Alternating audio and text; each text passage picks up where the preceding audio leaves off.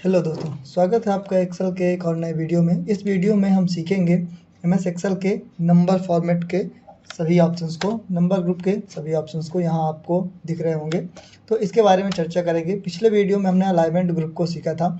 अगर आप लोगों ने वह वीडियो नहीं देखा है तो लिंक डिस्क्रिप्शन पर मिल जाएगी आपको, वहाँ जाके आप वीडियो को देख सकते हैं। तो बढ़ते हैं अपने इस वीडियो में। तो नंबर फॉर्मेट क्या होता है दोस्तों, कभी कभी आपको आवश्यकता पड़ती है कि आप जो भी चीज़ें लिख रहे हो वो एक फॉर्मेट में आती रहे व्यवस्थित तरीके से। जैसे हम कोई चीज़ लिखते हैं, रुपए लिखते हैं, तो हम चाहते हैं सिर्फ नंबर्स लिखें और उसमें रुपए या डॉलर जो भी साइन है वो ऑटोमेटिक तरीके से आता रहे। जैसे कि मैं यहाँ करता हूँ, शिफ्ट के साथ मुझे 4 प्रेस करना है, डॉलर लगाना पड़ेगा, फिर जाके अमाउंट लिखूँगा। तो मैं चाहता हूँ ये अमाउंट दिखे, तो उसके लिए हमें ये फॉर्मेट्स यूज़ करने पड़ते हैं यहाँ से। तो उन्हीं फॉर्मेट्स को हम समझेंगे एक एक करके, आखिर किस फॉर्मेट में हमारी वैल्यू किस प्रकार से दिखाई देगी। तो चलिए बढ़ते हैं। यहाँ आपको डाटा दिख रहा होगा, मैंने कुछ नंबर्स, जनरल करेंसी, जितने भी हमारे डाटा टाइप यहाँ होते हैं उनको एक लाइन से लिख करके रखा है। उन्हीं को एक एक करके समझेंगे। जैसे कि जर्नल है, जर्नल में हम यहाँ भी आप देख पा रहे होंगे जर्नल लिखा हुआ है, और यहाँ भी जर्नल ऑप्शन है। तो जर्नल में हम जो भी वैल्यू लिखते हैं वो नॉर्मली उसी प्रकार से वैल्यू इनपुट होती जाती है। जैसे यहाँ मैंने 50 लिखा तो 50। नेक्स्ट की बात करें अगर हम नंबर की, तो सेम चीज़ अगर हम इसमें लिखते हैं तो आप देखेंगे ये थोड़ा अलग तरीके से इनपुट होगी। जैसे कि 89.00 लग जाएगा। इसका मतलब यह है कि ये जो वैल्यू है वो नंबर के रूप में कन्वर्ट की गई है, या इसका पहले से ही फॉर्मेट डिसाइड किया गया है नंबर। इसको आप डाटा को जहाँ तक नंबर ग्रुप रखना चाहते हैं सेलेक्ट करें और यहाँ से नंबर में क्लिक कर दें, बस। फिर इसके बाद आपको सिर्फ वैल्यू डालनी है और जो भी वैल्यू डालेंगे उसमें 0.20 ऑटोमेटिक लगता जाएगा, कुछ इस तरीके से। अगर आपको हटाना है तो यहीं सबको सेलेक्ट करें और यहाँ से जर्नल कर दें, तो यह 0 या जो भी आपका फॉर्मेट अप्लाई है वो हट जाएगा। और अगर लगाना चाहते हैं तो फिर से जर्नल पे जाके यहाँ पास क्लिक कर दें। इसी तरीके से बात करते हैं हम करेंसी की। अगर हम सबको सेलेक्ट करते हैं और करेंसी साइन यहाँ से यूज कर लेते हैं, करेंसी ऑप्शन, तो जो भी चीज़ें हम लिखेंगे वो डॉलर बन के आएगी, डॉलर का साइन लग के उसमें आएगा। कभी कभी हम चाहते हैं कि डॉलर की जगह हमारी करेंसी जैसे इंडिया है तो रुपए हो के आए। तो उसके लिए हमें क्या करना पड़ता है, सबको आप सेलेक्ट कर लीजिए। करेंसी में जाके आपको लास्ट में एक ऑप्शन मिलेगा मोर नंबर फॉर्मेट्स का, यहाँ क्लिक करें और यहाँ पास आपको यहाँ एक ऑप्शन मिलेगा सिंबल्स। इस सिंबल्स के ड्रॉप डाउन पर यहाँ क्लिक करके आप कोई भी सिंबल यहाँ से चेंज कर सकते हैं। यहाँ आपको मिल जाएंगे, नीचे आप आएंगे तो ढूंढेंगे, फाइंड कर लीजिएगा। यहाँ आपको रुपए मिल जाएगा या फिर जो भी आपको चाहिए वो चीज़ यहाँ से मिल जाएगी। उस पर आप सिंपली क्लिक करें। जैसे मुझे RS लगाना, मैं RS कर देता हूँ और ओके कर दूँगा। जैसे ओके करूँगा तो मेरा जो डॉलर साइन था वो RS के रूप में कन्वर्ट हो जाएगा, कुछ इस तरीके से। नेक्स्ट आपका अकाउंटिंग है। अकाउंट भी करेंसी के जैसा ही होता है, क्योंकि जो भी अकाउंटिंग का कार्य होता है वो रुपए में होता है, करेंसी में। तो इसको अगर हम क्लिक करके कोई वैल्यू इसमें इनपुट करते हैं तो वो भी हमारी डॉलर साइन करके आएगी, कुछ इस तरीके से। नेक्स्ट अपन आते हैं शॉर्ट डेट में। शॉर्ट डेट का यूज होता है जब हम कोई भी डेट डालना होता है हमें, तो हम इसका यूज करते हैं। कुछ इस तरीके से हम डेट डाल देंगे तथा इसको हम नीचे की ओर सेलेक्ट करके डेट, ये ऑलरेडी डेट में आ चुका है। अगर नहीं आता है तो आप यहाँ से डेट, शॉर्ट डेट सेलेक्ट कर सकते हैं। जो शॉर्ट डेट रहेगी दोस्तों वो आपकी कुछ इसी तरीके से दिखेगी, जिसमें आपको सिर्फ महीना और डेट तथा ईयर लिखेगा। लेकिन अगर आप इसी को लॉन्ग डेट में कन्वर्ट करते हैं, इसको हम सेलेक्ट करके लॉन्ग डेट कर देते हैं, तो लॉन्ग डेट में क्या होता है दोस्तों, आप जो भी डेट यहाँ पास आप डालते हैं, जैसे मैं यही डेट यहाँ पास डालता हूँ, तो ये हमारी जो डेट है वो लॉन्ग डेट में कुछ इस तरीके से दिखेगी।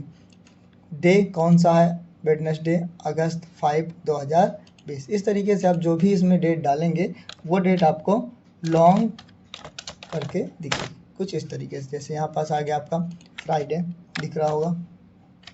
तो ये दोनों में डिफरेंस होता है, लॉन्ग डेट में तथा शॉर्ट डेट में। आगे बढ़ते हैं टाइम की ओर। अगर हम किसी सेल को सेलेक्ट करके टाइम के रूप में दे देते हैं तो ये हमारा टाइम इनपुट करेगा। यहाँ क्लिक करेंगे टाइम में और टाइम, जैसे हमें टाइम 8:45 करना है, इंटर कर देंगे तो ये 8:45 AM इस तरीके से टाइम दिखने लगेगा।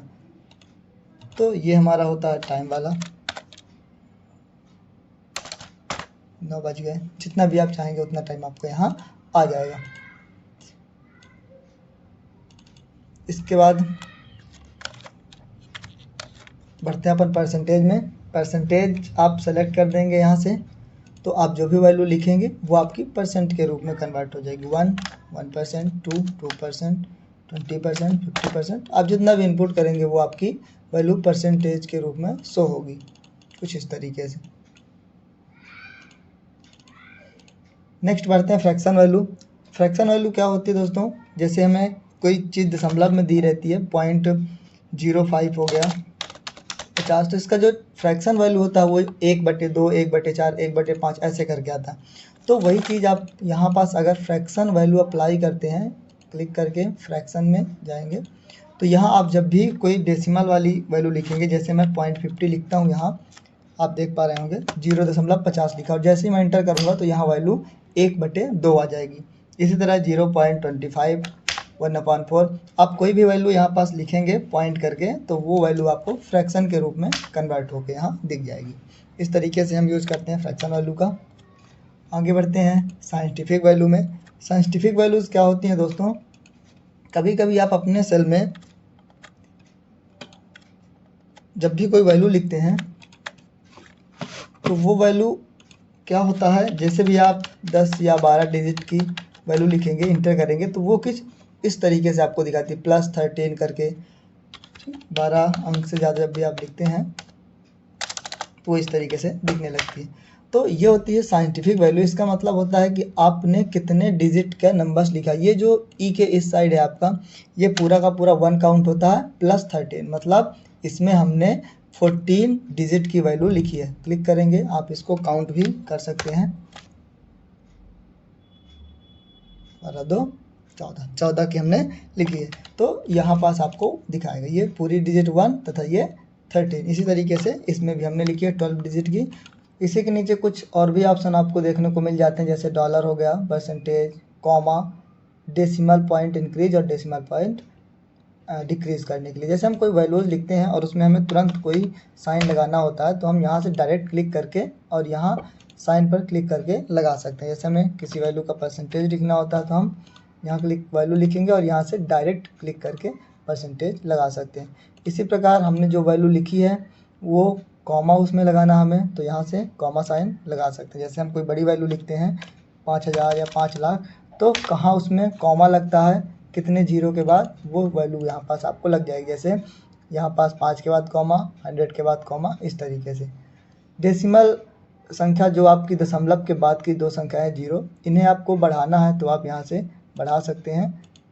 दशमलव के बाद कितने नंबर से कितने डिजिट रखने हैं, तथा घटाना है तो आप इनको इस तरीके से घटा सकते हैं।